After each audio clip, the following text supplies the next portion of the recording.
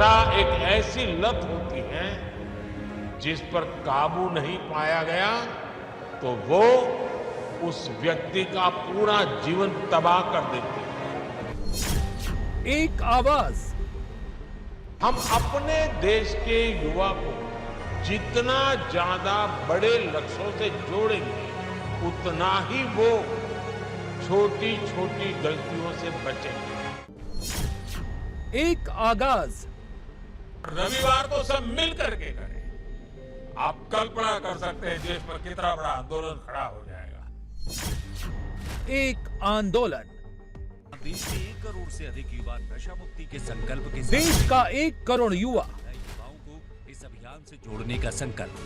वहीं 125 से ज्यादा आध्यात्मिक संगठन, 7,000 से अधिक block wise my Bharat volunteer, औद्योगिक संस्थान, एनजीओ, स्कूल, कॉलेज, यूनिवर्सिटी, हजारों माय भारत यूथ क्लब और एनजीओ द्वारा प्रत्येक रविवार नशा मुक्ति पर विभिन्न कार्यक्रम आयोजित किए जाएंगे। नमस्कार। संत, महात्मा, टीचर, प्रोफेसर, कारोबारी नरेंद्र मोदी की एक आवाज पर एक बैनर तले इकट्ठा हो गए।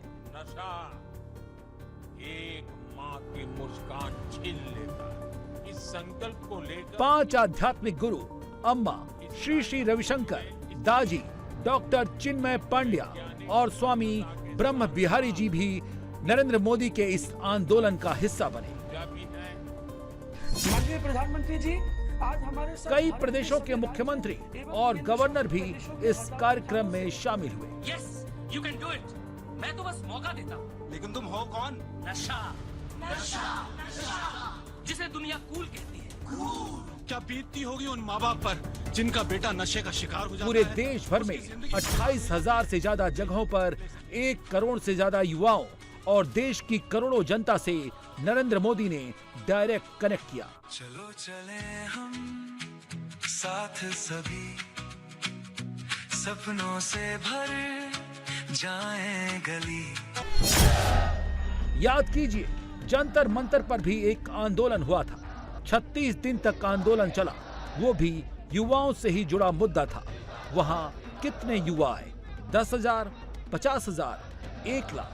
लेकिन मोदी की एक आवाज पर 1 करोड़ से ज्यादा युवा मोदी के साथ खड़े हो गए। आखिर नरेंद्र मोदी की एक अपील पर क्यों दौड़ा आया 1 करोड़ युवा?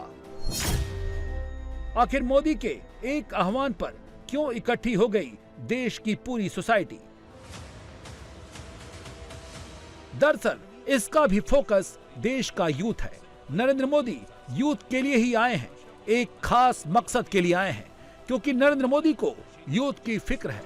मोदी सोशल काज के लिए आए हैं, यूथ की एक ऐसी प्रॉब्लम के सलूशन के लिए आए हैं जिसका सीधा कनेक्शन देश के यूथ से है। इस मुद्दे से परिवार जुड़ा है, समाज जुड़ा है, देश का फ्यूचर जुड़ा है।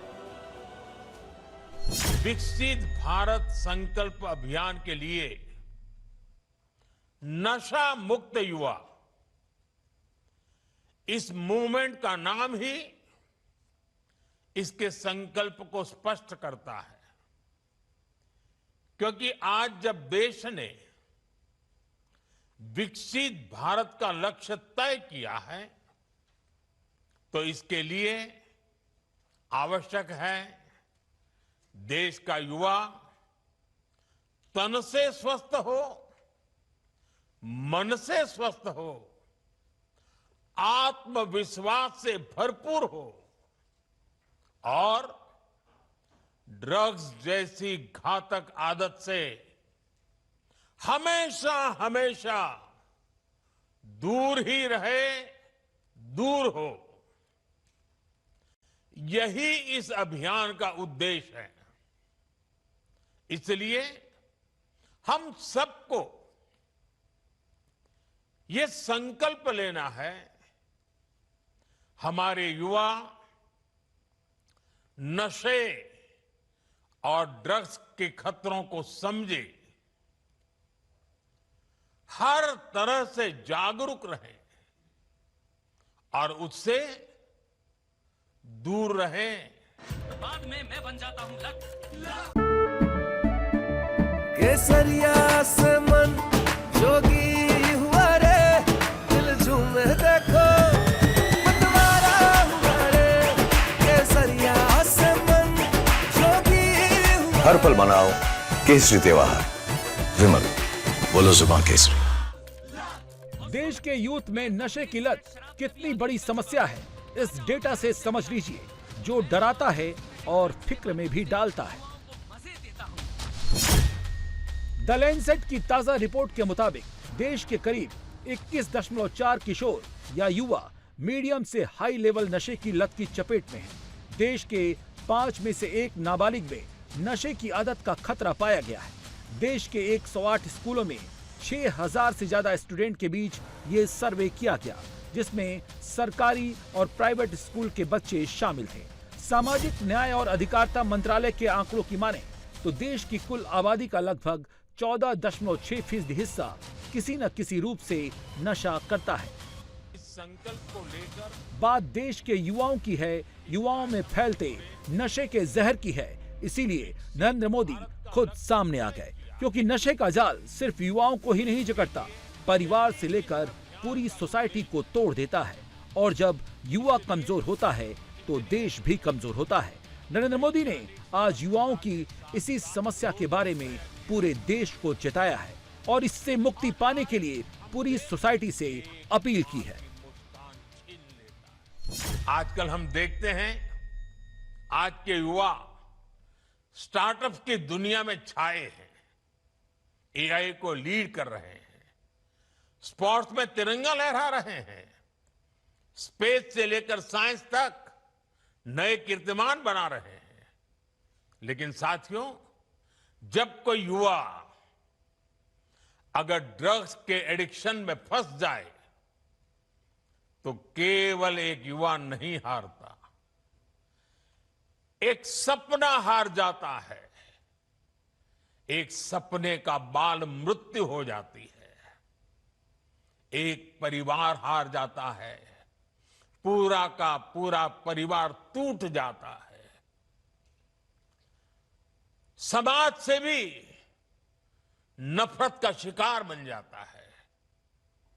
नशा केवल शरीर को नुकसान नहीं पहुंचाता, नशा एक मां की मुस्कान छीन लेता है, नशा एक पिता के सपनों को चूर चूर कर देता है, एक बहन की राखी की उम्मीद को कमजोर कर देता है, एक छोटे भाई का आदर्श छीन लेता है।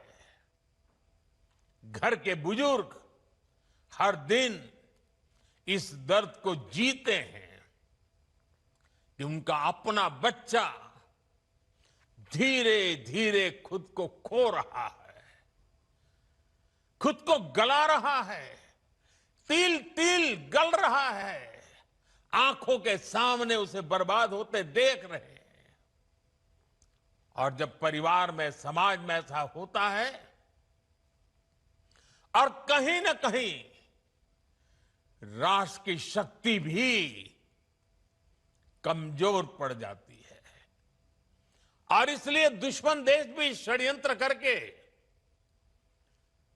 हमारे देश के युवाओं को इस नशे की लत में खींचने के लिए कोई कोशिश बाकी नहीं रखते हैं। ड्रग्स सप्लाई कर करके कमाई करना और हमारे जैसे देश को तबाह करना, ये भी उनकी आतंकी साजिश का हिस्सा होता है। और इसलिए हमें हर एक युवा को नशे के चुंगल में फंसने से बचाना है। जो लोग कहते हैं कि नरेंद्र मोदी को युवाओं की फिक्र नहीं है, वो लोग देख लें नरेंद्र मोदी के लिए प्रायोरिटी क्या है। प्रायोरिटी देश का युवा है। एक बात और जान लीजिए, प्रधानमंत्री देश के एजुकेशन सिस्टम को तो ठीक करेंगे ही, युवाओं को नशे की लत से भी दूर करेंगे। नरेंद्र मोदी अच्छी तरह से जानते हैं देश की ताकत आज का युवा है और देश का फ्यूचर भी। इसे छोड़ना नहीं है, इसे जोड़ना है।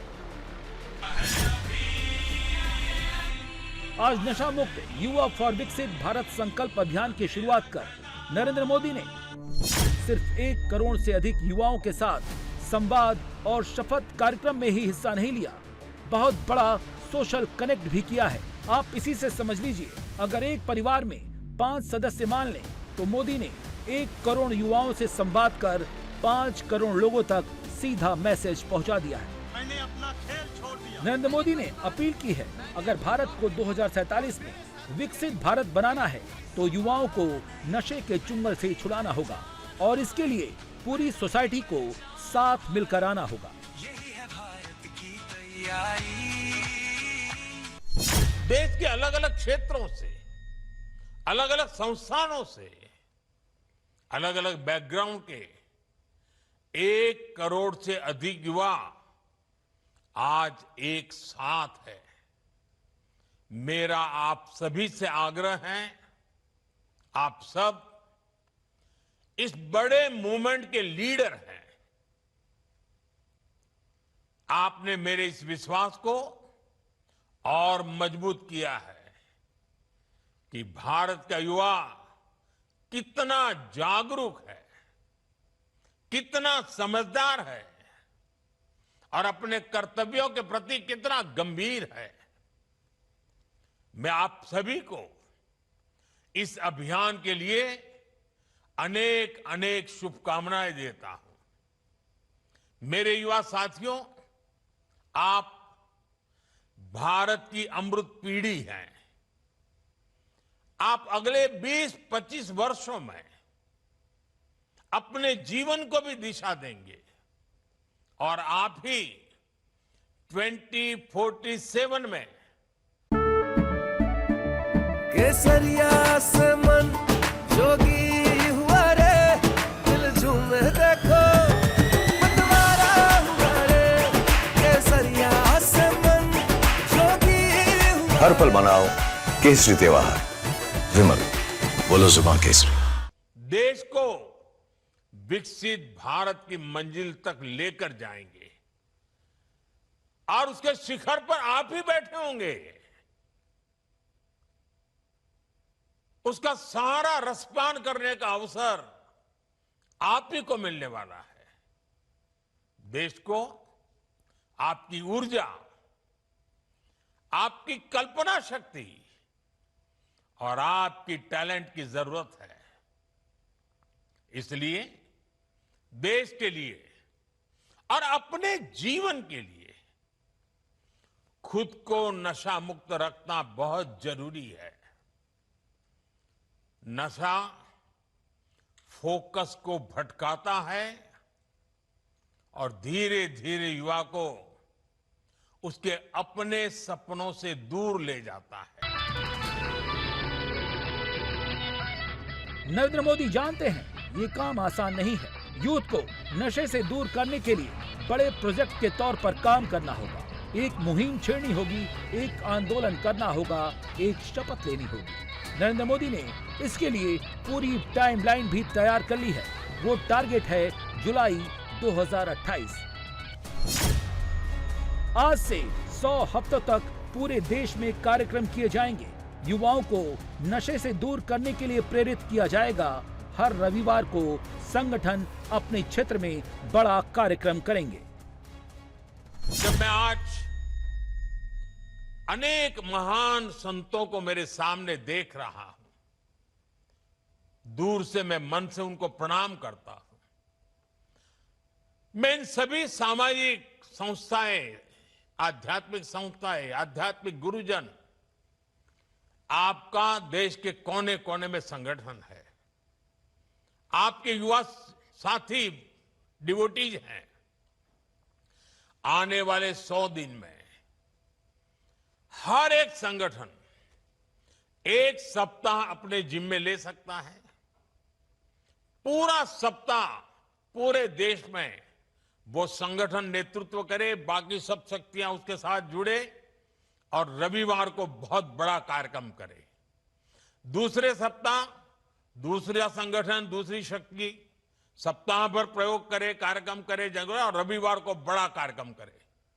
अगर 100 सप्ताह हमारे देश के ऐसे आध्यात्मिक, सामाजिक संगठन, युवा संगठन एक एक सप्ताह अपने जिम्मे ले ले और बाकी सारी शक्तियां जुड़े और रविवार को सब मिल करके करें, आप कल्पना कर सकते हैं देश में कितना बड़ा आंदोलन खड़ा हो जाएगा। नशा मुक्ति को देशव्यापी आंदोलन नरेंद्र मोदी क्यों बनाना चाहते हैं, उसकी वजह भी है, क्योंकि मेडिकल रिपोर्ट कहती है कि नशे की गिरफ्त में आने के बाद सोचने समझने की शक्ति खत्म हो जाती है और अगर युवा इसके शिकंजे में फंस गया तो फायदा देश के दुश्मन और ड्रग्स माफिया जैसे लोग बड़ी आसानी से उठा सकते हैं। जंतर मंतर पर युवाओं ने पेपर लीक के मुद्दे पर आंदोलन किया। वहां युवा पहुंचे, लेकिन दिल्ली पुलिस की रिपोर्ट बता रही है कि वहां पर आंदोलन के बीच में ड्रग्स माफिया भी पहुंचे थे, जिसकी तस्दीक दिल्ली पुलिस की FRS यानी फेशियल रिकॉग्निशन सिस्टम ने किया है। FRS ने 2873 लोगों की पहचान की। 989 का आपराधिक रिकॉर्ड है। 101 लोगों पर हत्या का केस है। 62 पर हत्या के प्रयास का, 284 डकैती और लूट, 61 दुष्कर्म, 6 पॉक्सो, 25 लोग महिलाओं से छेड़छाड़ के आरोपी हैं, 229 आर्म्स एक्ट, 135 स्नैचिंग, 19 अपहरण और 67 NDPS कानून के मामलों में आरोपी रह चुके हैं। सवाल यह है कि युवाओं के आंदोलन में 67 NDPS के आरोपी क्यों आए? दरअसल ये ड्रग्स माफिया जानते हैं कि युवाओं को नशे की लत से भटकाना आसान है। जहां युवाओं का जमावड़ा लगता है, ये एक्टिव हो जाते हैं। नरेंद्र मोदी ऐसे ही लोगों से युवाओं को बचाने की कोशिश कर रहे हैं और ये 100 हफ्ते का आंदोलन भी ड्रग माफिया को खत्म करने का ही एक प्रोजेक्ट है, जिसका लक्ष्य जुलाई 2028 तक का है। अगर नरेंद्र मोदी इसमें कामयाब हो जाते हैं तो सिर्फ सोशल प्रॉब्लम का ही सलूशन नहीं मिलेगा, उनका सियासी कद और रुतबा भी बढ़ेगा। वो कैसे, ये समझने के लिए पंजाब चलना होगा। पंजाब के युवाओं में नशा सबसे बड़ी समस्या है। ऑफिशियल रिपोर्ट की माने तो पंजाब के करीब 3 करोड़ की आबादी में से लगभग 66 लाख लोग किसी न किसी तरह के नशे की चपेट में हैं, जिसमें 21 लाख से ज्यादा लोग अफीम और हेरोइन का इस्तेमाल कर रहे हैं। पंजाब में ड्रग्स एडिक्शन बड़ा सियासी मुद्दा भी बन चुका है। पंजाब में 2027 में विधानसभा का चुनाव भी है, जहां बीजेपी भी इस बार पूरी ताकत के साथ उतर रही है। अगर नरेंद्र मोदी अपने इस आंदोलन से पंजाब के वोटर्स में जगह बना लेते हैं तो बीजेपी का वोट बैंक भी मजबूत हो सकता है। हमारे समाज में भी हमेशा नशे को एक बुराई के रूप में देखा है। हमारे संतों ने, गुरुओं ने हमें इससे बचने के लिए चेताया। श्री गुरु ग्रंथ साहब में भी कहा गया है, जितु पीतई मती दूरी होई, बरलू पवई विचि आई, आपना पराइया न पिछाणे, खस महू धके खाई। अर्थात जिस पदार्थ के सेवन से बुद्धि और विवेक साथ छोड़ दे, इंसान अपने और पराये की पहचान भूल जाए, ऐसा नशा उसे पतन की ओर ले जाता है।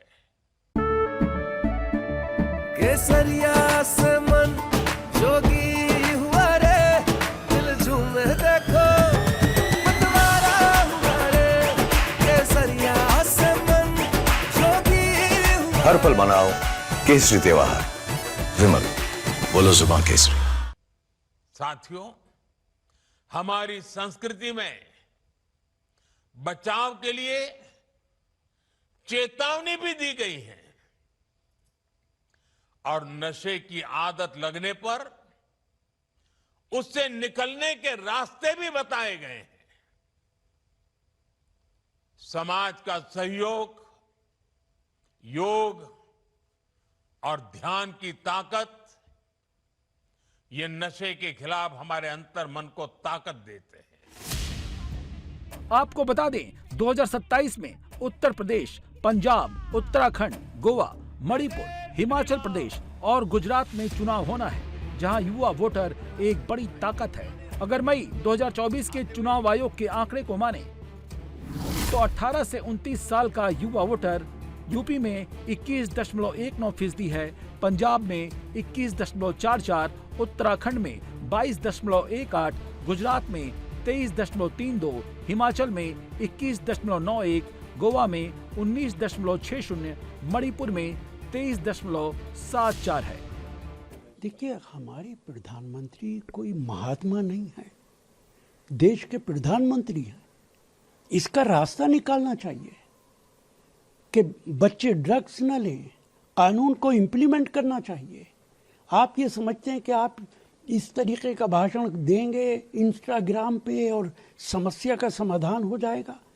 पंजाब के अंदर बड़ी प्रॉब्लम है और मुझे तो बताया गया है कि दिल्ली यूनिवर्सिटी के अंदर छोटे छोटे बच्चे ड्रग्स एडिक्टेड होते चले जा रहे हैं। ये जिम्मेदारी प्रधानमंत्री की और उनकी सरकार की है कि इसकी तरफ तवज्जो दे और इसको रोकने का काम करे। नशे की लत का सबसे ज्यादा खतरा इन्हीं युवा वोटर्स पर रहता है। नरेंद्र मोदी के नशा मुक्ति अभियान से अगर नशे में जकड़े युवाओं को फायदा होता है तो सोशल कॉज तो पूरा होगा ही, मोदी की फ्यूचर सियासत को भी फायदा मिल सकता है। मिडिल ईस्ट में आज बम नहीं चले, मिसाइलें नहीं गरजी, ईरान अमेरिका के बीच सीज फायर हो गया है। ट्रंप ईरान पर 2 हफ्ते बमबारी नहीं करेंगे। ईरान भी सऊदी अरब समेत खाड़ी देशों पर मिसाइलें नहीं दागेगा। ट्रंप ने सीज फायर के बाद हवा में तेल भरने वाले 10 टैंकर जहाज इजरायल भेजे। चीन से 2 कार्गो विमान हथियारों की सप्लाई लेकर तेहरान उतरे। ईरान ने अपने प्रॉक्सी संगठनों को युद्ध के लिए तैयार रहने के आदेश दिए हैं। इराक में शिया मिलिशिया ग्रुप नए नए हथियारों से लैस किए जा रहे हैं। युद्ध के दूसरे मोर्चे पर बैलून बम की बहुत चर्चा है। यूक्रेन ने बैलून बम से रूसी रिफाइनरी उड़ा दी है। युद्ध का बाकी हाल इस रिपोर्ट में समझिए।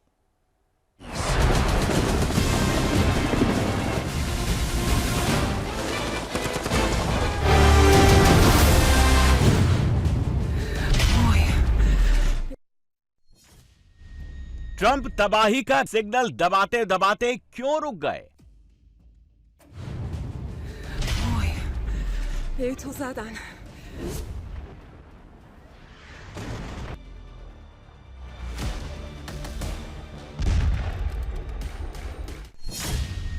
क्या ईरानी हथियार के डर से ट्रंप ने फैसला बदला?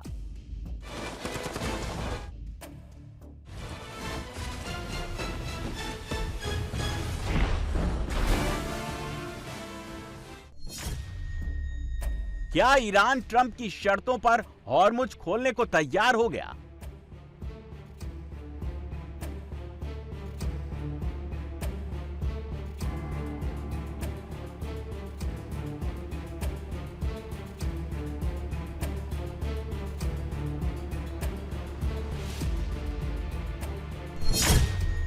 क्या मुश्तबा ने परमाणु पर ट्रंप की शर्तें मान ली?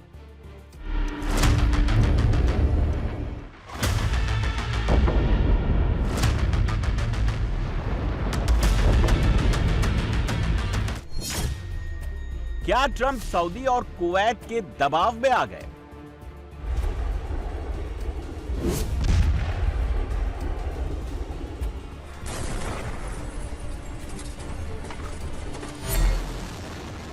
अमेरिका टारगेट लॉक कर चुका था, हथियार लोड किए जा चुके थे, बॉम्बर बड़े हमले को निकलने वाले थे। अमेरिका ईरान पर ऐसा हमला करने वाला था जैसा सेकेंड वर्ल्ड वॉर के बाद कभी हुआ भी नहीं है।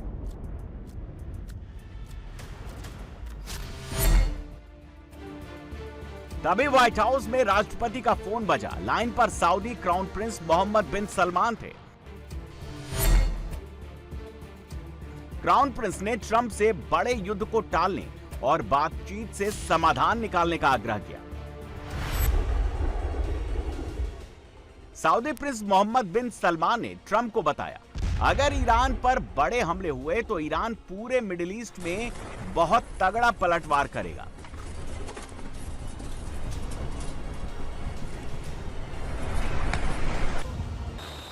सऊदी प्रिंस से बात होने के बाद ट्रंप ने ईरान को लेकर 7 और देशों से राय जानी।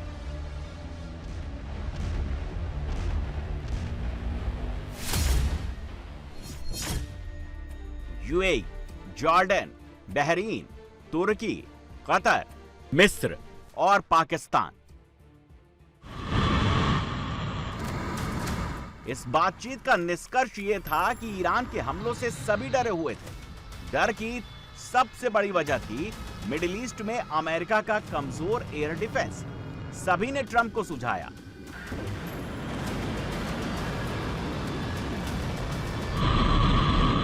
फिलहाल बड़ा युद्ध टालना जरूरी है जब तक अमेरिका अपना पैट्रियट और थर्ड एयर डिफेंस दोबारा खाड़ी में मजबूत नहीं कर लेता।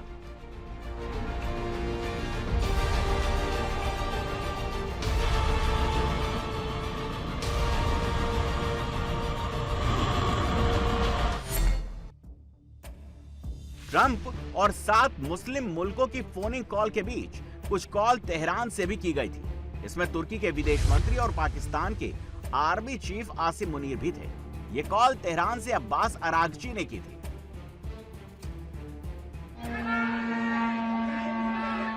ईरान ने अमेरिका के सहयोगी सभी मुस्लिम मुल्कों को फोन पर बता दिया था अब वो ऐसा युद्ध लड़ने जा रहा है जिसके नतीजे मिडिल ईस्ट का इतिहास, भूगोल सब बदल देंगे।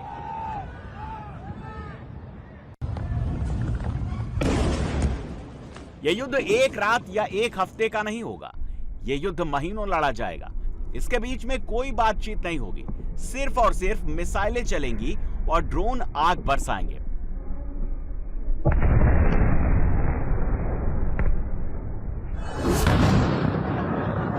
तेहरान ने खाड़ी के मुस्लिम मुल्कों को यह भी बता दिया था कि ईरान अब सिर्फ अमेरिका के बेसों पर हमले सीमित नहीं रखेगा।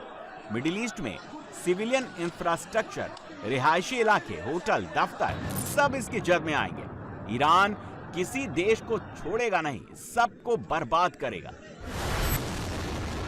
अब्बास अरागची की ये धमकी काम कर गई। खाड़ी के देश ईरान की फायर पावर से डर गए। ट्रंप पर बातचीत का दबाव बनाया, ईरान को दोबारा डील की टेबल पर आने को मनाया।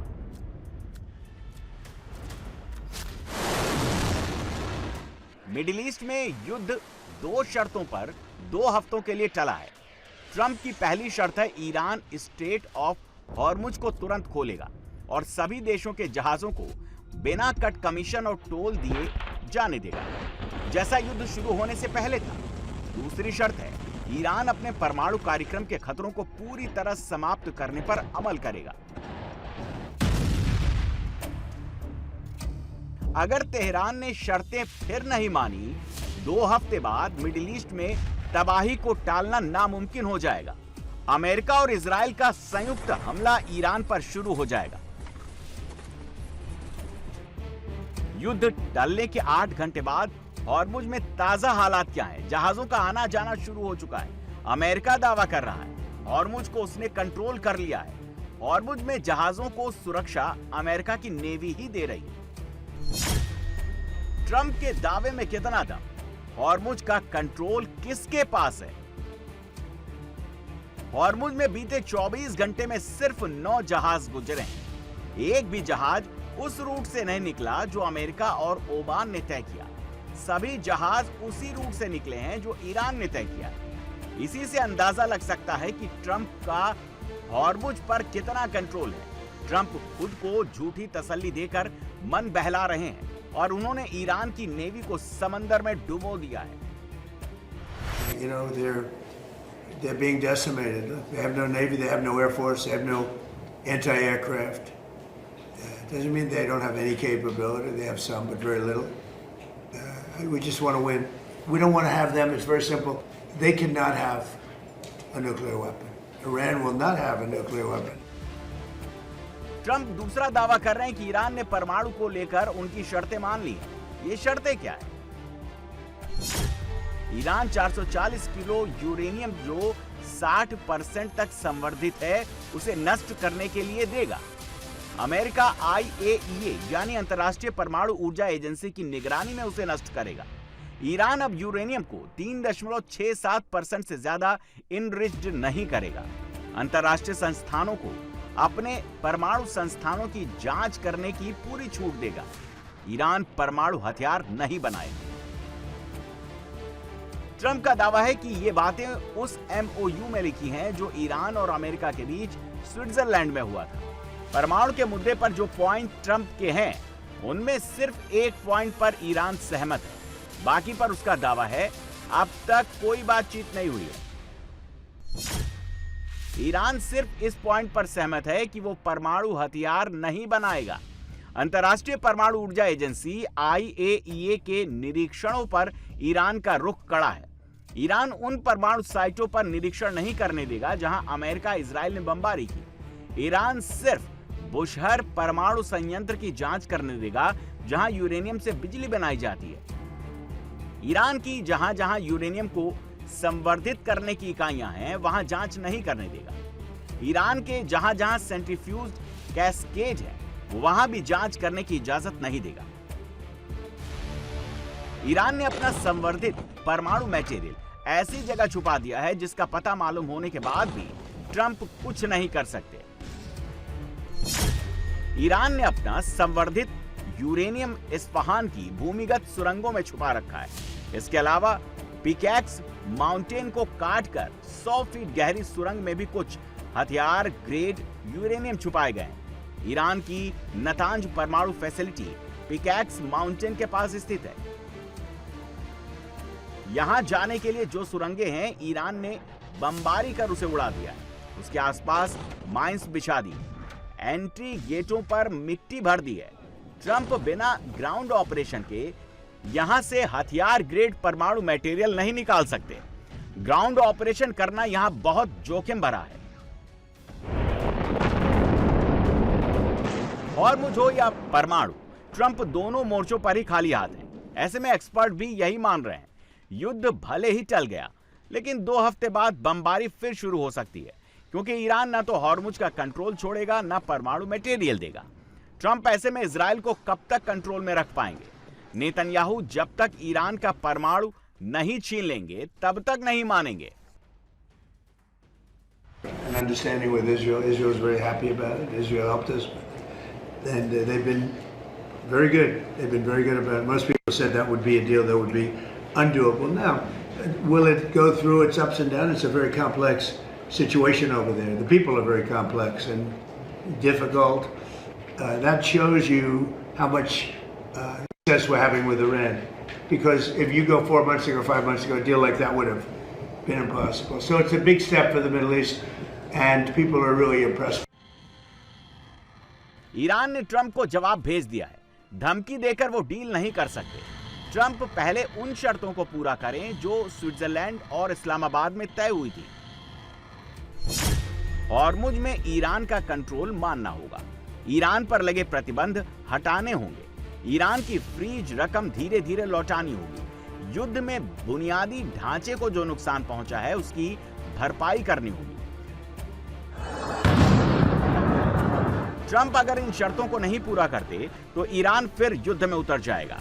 ईरान एक बात समझ गया है, उसे फायदा तभी है जब युद्ध पूरे मिडिल ईस्ट में हो। अकेले अमेरिका और इजराइल से युद्ध करने में उसे नुकसान है।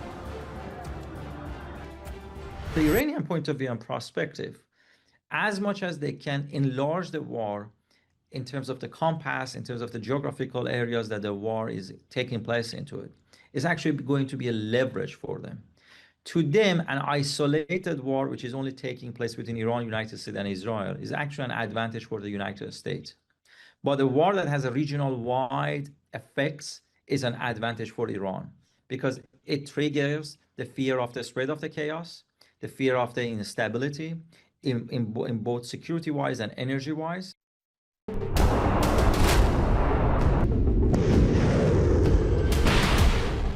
युद्ध का दायरा बड़ा होने से ईरान को क्यों फायदा है, अमेरिका को क्यों नुकसान है? CSIS की रिपोर्ट के मुताबिक अमेरिका के पास इंटरसेप्टर मिसाइलों का स्टॉक काफी घट गया है। ये मिसाइलें एयर डिफेंस सिस्टम में इस्तेमाल होती हैं।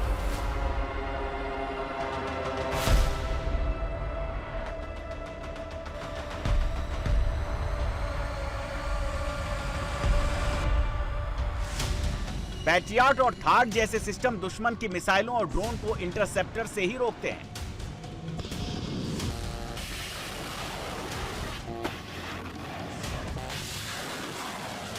ईरान इसी का फायदा उठा रहा है। वो युद्ध का दायरा पूरे मिडिल ईस्ट में फैलाकर अमेरिका के इंटरसेप्टर को और तेजी से खत्म करना चाहता है, जिससे वो ड्रोन युद्ध में ही अमेरिका और उसके सहयोगी देशों को पस्त कर सके। CSIS की रिपोर्ट के मुताबिक 28 फरवरी को युद्ध शुरू होने से पहले अमेरिका के पास 2300 पैट्रियट इंटरसेप्टर थे, जो अब घटकर 827 रह गए। थर्ड इंटरसेप्टर का स्टॉक 852 से घटकर 278 से भी कम हो गया है। इस स्टॉक को भरने में अमेरिकी कंपनियों को करीब 3 साल लगेंगे। पेंटागन ने इसके लिए 18.2 अरब डॉलर का इमरजेंसी फंड मांगा है। माना जा रहा है कि इंटरसेप्टर कम होने की वजह से ही ट्रंप युद्ध में बार बार पॉज बटन दबा रहे हैं। पेंटागन के एक वरिष्ठ जनरल ने चेतावनी दी कि अब इजरायल की रक्षा के लिए नेवी संसाधन पर्याप्त नहीं है।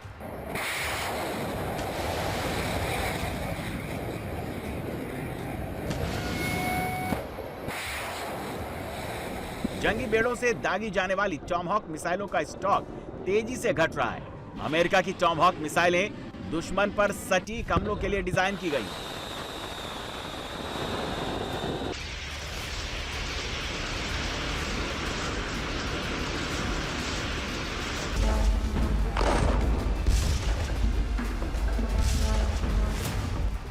ईरान युद्ध में अमेरिका करीब 1000 टॉमहॉक मिसाइलें इस्तेमाल कर चुका है।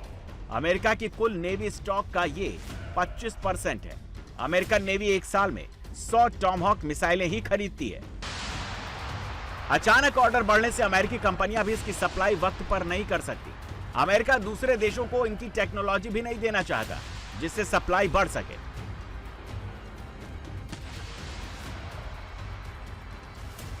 Nobody else has that capacity. These weapons are incredible. And we have to be very careful about letting somebody build them. You know, it's very important. Now, we are building many plants now to make those and other. The Tomahawk missile is the most incredible thing. It can go into a doorway. You can put it through a window of a house. Nobody's ever seen anything like it. You have to be very judicious, but you have to be very careful. Now, we have not agreed to that. We're talking about it, but it's a hard thing to give away that kind of technology. And I don't think this would ever happen. But you know, those people that you give that technology, they can someday turn on you. You know, that is possible. You look at war; it's happened a couple of times over the years, right? So we have to be very careful. Iran की आशंका सही है कि Trump सिर्फ हथियारों की कमी भरने के लिए युद्ध में बार-बार सीज फायर मांग रहे हैं।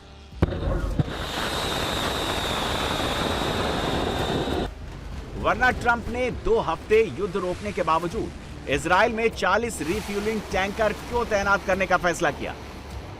अमेरिका ने इजराइल के बेन गुरियन एयरपोर्ट पर 10 और रिफ्यूलिंग टैंकर भेजे हैं। यहां पहले से 30 रिफ्यूलिंग टैंकर तैनात हैं। ऐसा तभी होता है जब इजराइल और अमेरिका मिलकर ईरान पर हवाई हमले करते हैं।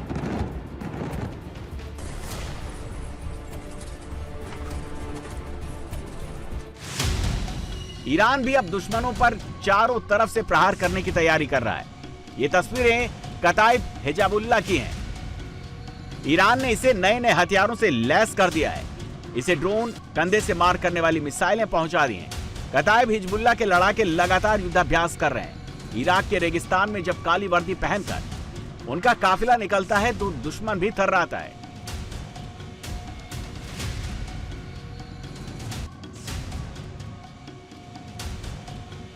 इराक के कताइब हिजबुल्लाह लेबनान के हिजबुल्लाह से अलग है। दोनों में एक समानता है, दोनों को फंडिंग ईरान से मिलती है, हथियार ईरान से मिलते हैं। दोनों में शामिल फाइटर्स शिया मुस्लिम हैं। कुछ दिन पहले सऊदी अरब पर ड्रोन हमले इसी ग्रुप ने किए थे। इसका गठन 2003 में हुआ। कताइब हिजबुल्लाह का चीफ अहमद अल हमीदानी है। कताइब हिजबुल्लाह का हेडक्वार्टर इराक के जर्फ अल सखर में है। ये इराक की राजधानी बगदाद से 50 किलोमीटर दूर है। इस आतंकी संगठन के कैंप इराक के शिया बहुल इलाकों और सीरिया की सीमा से लगे रेगिस्तानी इलाकों में है। ट्रंप ईरान में ग्राउंड ऑपरेशन करने के लिए इराक के इरबिल में कुर्द फाइटर्स को तैयार कर रहे हैं। मुस्तफा ने कुर्द फाइटर्स को इराक में ही रोकने के लिए कताइब हिजबुल्लाह को मोर्चे पर लगा दिया है। ईरान असली युद्ध के लिए बड़ी तैयारी कर रहा है। ट्रंप एआई वीडियो बनाकर खुद को ऐसे योद्धा के रूप में पेश कर रहे हैं जिसने युद्ध जीत लिया हो। ट्रंप ने एक और तस्वीर सोशल मीडिया पर पोस्ट की है जिसमें दिखाया गया कि ईरान की करेंसी गिरकर रसातल में पहुंच गई है। ईरानियों को $1 का सामान खरीदने के लिए 19 लाख रियाल लेकर जाना पड़ रहा है। फिलहाल ईरान में बहुत बड़ी आबादी इस्लामिक रिजीम के पक्ष में खड़ी है। अमेरिका के खिलाफ लड़ाई में ईरान की जनता खुलकर सेना का सपोर्ट कर रही है।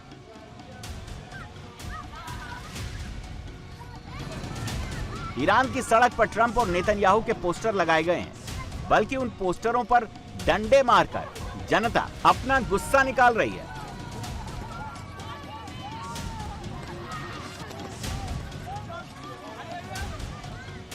ड्रोन वॉरफेयर में लगातार नए नए एक्सपेरिमेंट हो रहे हैं। अब जेलेंस्की ने ड्रोन युद्ध में नया प्रयोग किया है। ड्रोन बैटरी की लाइफ को बढ़ाने के लिए बैलून का इस्तेमाल यूक्रेन ने शुरू कर दिया है। यूक्रेन बड़े बड़े बैलून में ड्रोन को लटकाकर रूसी हवाई सीमा में छोड़ देता है। बैलून को रडार के सिग्नल ट्रेस नहीं कर पाते।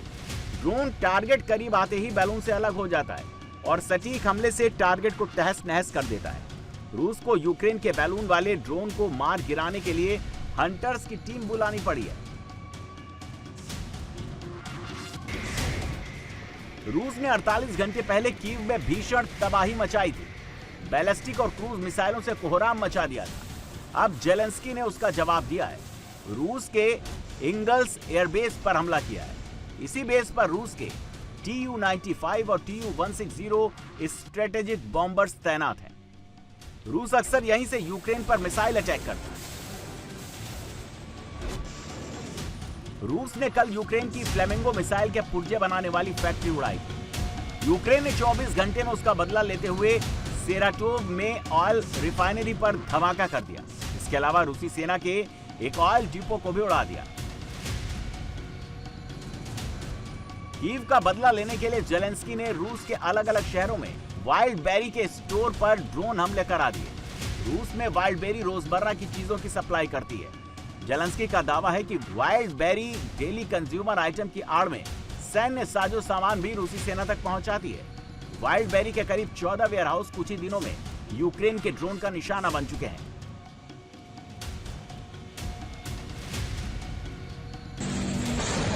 पुतिन ने कीव पर कब्जा करने के लिए चेचन फाइटर्स को अग्रिम मोर्चे पर उतार दिया है। चेचन फाइटर्स रॉकेट लॉन्चर से यूक्रेनी सुरक्षा बलों को निशाना बना रहे हैं।